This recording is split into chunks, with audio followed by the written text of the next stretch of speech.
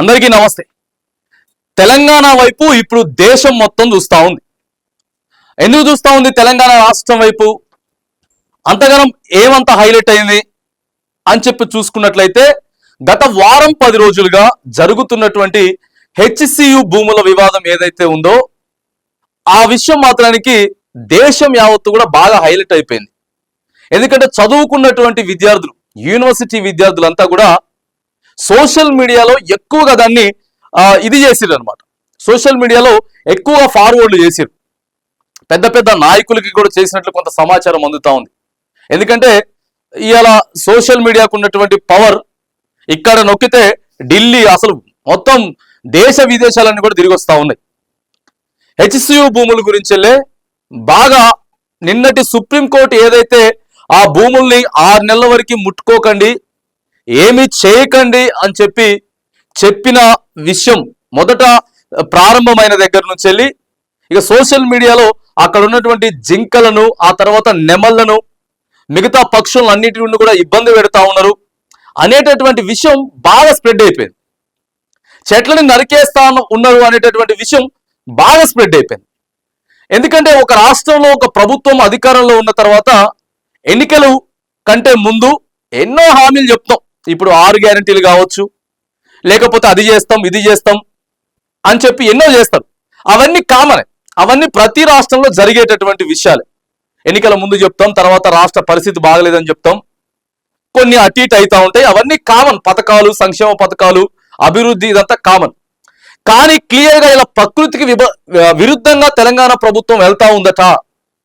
అక్కడ మూగజీవాలన్నీ కూడా, పక్షులన్నీ కూడా ఇలా ఆగమైతా ఉన్నాయట, చెట్లన్నింటినీ నరకేస్తా ఉన్నారట. సో మనం ఇవన్నిటిని కాపాడాలి అనేటటువంటి నినాదం ఏదైతే ఉందో అది దేశం యావత్తు కూడా స్ప్రెడ్ అయిపోయినట్లు ఇలా సోషల్ మీడియాలో నడుస్తూ ఉన్నది. మీరు ఎక్కడ చూసినా కూడా ట్విట్టర్, ఇన్స్టా, వాట్సాప్, ఫేస్బుక్, ఇంకా ఎక్స్, ఇవన్నీ ఏది చూసుకున్నా కూడా ఇలా ఈ భూముల గురించే మాట్లాడుతూ ఉన్నారు, హెచ్సియు భూముల గురించే మాట్లాడుతూ ఉన్నారు.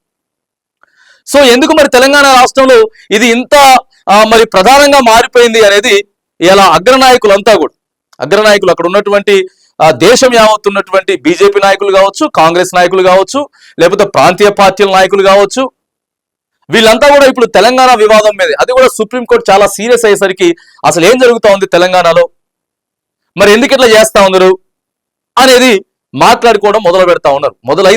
మొదలైందని చెప్పేసి సమాచారం అందుతా ఉంది. సోషల్ మీడియాలో అదే నడుస్తూ ఉన్నది.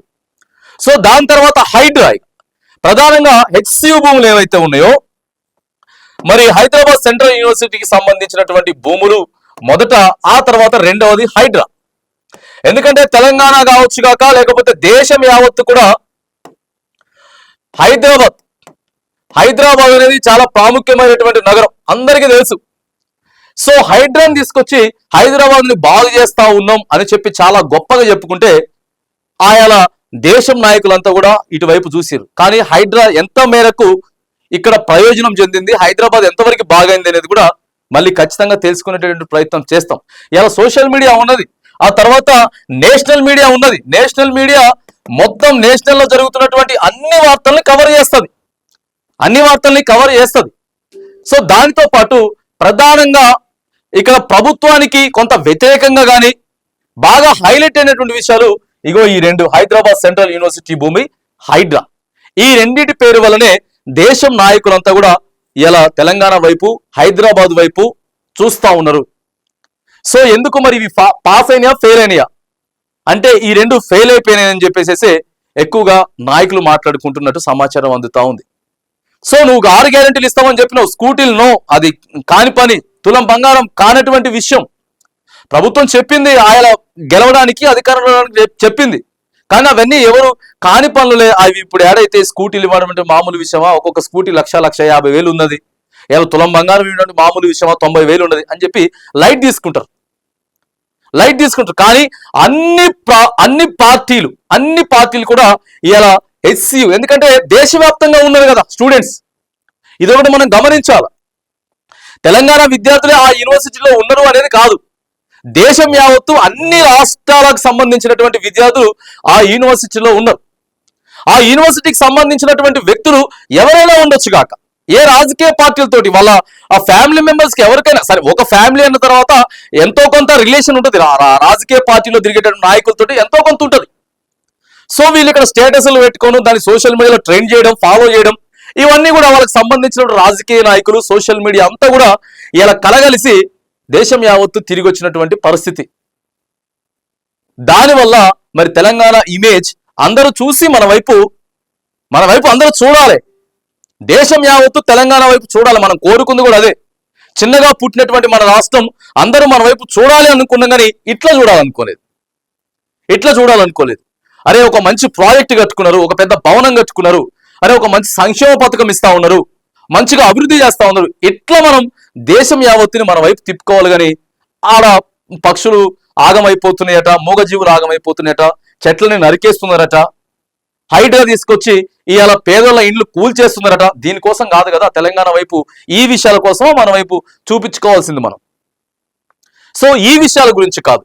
కాబట్టి ప్రధానంగా ఎక్కువగా హైలైట్ అవుతున్నటువంటి విషయాలు మరి ఏం జరుగుతా ఉంది అని అంటే, ఇలా పథకాలు ఇచ్చిండ్రా లేకపోతే ఇవ్వలేదా, సంక్షేమం అభివృద్ధి ఎంత జరుగుతా ఉందో, ఏం జరుగుతా ఉందో అనేటువంటి విషయాన్ని పక్కగా పెడితే, ఇగో ఈ రెండు చాలా సెన్సిటివ్ విషయాలుగా దేశం యావత్తు అగ్రనాయకులంతా కూడా ఇలా తెలంగాణ వైపు చూసి మాట్లాడుకుంటా ఉన్నారు.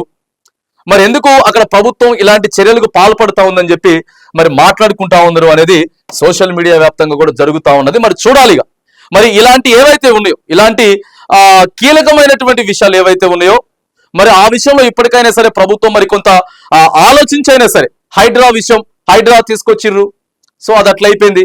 ఇప్పుడు భూముల విషయంలో పోయినరు, కోర్టు సీరియస్ అయింది. ఇలాంటివే బాగా హైలైట్ అవుతా ఉంటాయి.